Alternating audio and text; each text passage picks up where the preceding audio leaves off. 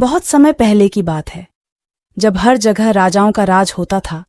एक बार एक राजा ने अपने एक सेवक सरदार से नाराज होकर उसे दरबार से निकाल दिया। यह स्पष्टतः एक मामूली आदेश था, क्योंकि दिन रात बिना कुछ काम किए और खाली समय बिताए घर पर रहना बहुत कठिन है। हालांकि एक ही स्थान पर और एक ही प्रकार के लोगों के बीच रहते हुए मनुष्य घबरा जाता है और भयभीत हो जाता है। काटने का समय 2 गुना हो जाता है, इसलिए उसके साथ यही हुआ। वह सारा दिन पड़ा रहता और कोई काम नहीं कर पाता। सरदार अपने बच्चों के भरण पोषण के प्रश्न को लेकर बहुत चिंतित था। जब वह घर से बाहर नहीं निकलेगा तो अपनी पत्नी और बच्चों को कहां से खाना खिलाएगा। संयोगवश कुछ दिन बाद राजा, मंत्री और राजकुमार को बुलाया गया। जब सरदार को एक नुस्खा सूझा तो उसकी आंखें चमक उठीं। उसने अपनी पत्नी को एक कीमती जोड़ा लाने के लिए पड़ोस में भेजा। वह पड़ोस से एक कीमती जोड़ा ले आई। सरदार ने झट से मांगे का कीमती जोड़ा पहना और घर से निकलकर सम्मान के साथ शाही दरबार की ओर चल दिया। दरबारी ने सोचा कि यह एक सम्मानित अतिथि है और उसे बड़ी विनम्रता से ले जाकर अन्य महान लोगों के साथ एक कुर्सी पर बैठाया। सरदार गर्दन झुकाकर कुर्सी पर बैठ गए। कोर्ट शुरू हुआ। उत्सव की सभी रस्में निभाई गईं और उसके बाद मेज पर उच्च गुणवत्ता वाला भोजन परोसा गया। सरदार ने भी हाथ बढ़ाकर खाना खाया और फिर चतुराई से एक सोने की रकाब अपने कपड़ों में छिपा ली। और जैसे ही अदालत खत्म हुई तो 9-2-11 हो गए और वह घर आए और बड़ी खुशी से अपनी पत्नी को पूरी घटना बताई।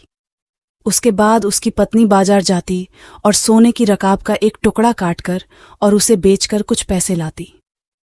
इस प्रकार सरदार का जीवन आराम से बीतने लगा और परेशानियां दूर हो गईं। दूसरी ओर दरबार के सेवकों ने देखा कि सोने की एक रकाब गायब है, तो गरीब लोग बहुत डर गए और रकाब ढूंढने के लिए इधर उधर भागने लगे। उनकी हालत देखकर राजा ने कहा, तुम सब चिंतित क्यों हो?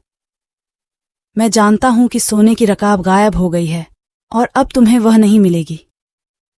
मुझे यह भी पता है कि वह रकाब किसने चुराया।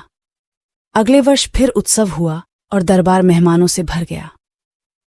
उत्सव के अंत में अतिथियों को भोजन परोसा गया। इस मौके पर सरदार भी मौजूद थे।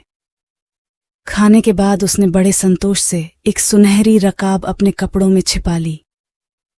जब दरबार खत्म हुआ तो मेहमान जाने लगे। तब मुखिया भी महल के द्वार से बाहर जाने लगा। तभी अचानक राजा सामने आ गए। राजा को देखकर वह बहुत चौंक गया और घबराकर इधर उधर देखने लगा। राजा ने हाथ बढ़ाकर उसका हाथ पकड़ लिया और कहा कि पिछले साल की रकाब खत्म हो गई है, दूसरी रकाब कौन लेना चाहता है? यह सुनकर मुखिया के होश उड़ गए और वह डर से कांपने लगा। आखिरकार वह राजा के चरणों में गिर पड़ा और बोला, पैगंबर के आदेश के अनुपालन में मुझे अपने घर में ही कैद कर दिया गया। कई महीनों तक वह परेशान और व्यथित रहा। आखिरकार उसे ये घिनौना काम करने पर मजबूर होना पड़ा। कृपया मुझे माफ करें। राजा ने कुछ देर सोचा और फिर कहा, ठीक है, हमने तुम्हें माफ कर दिया है और तुम्हारी नौकरी बहाल कर दी है।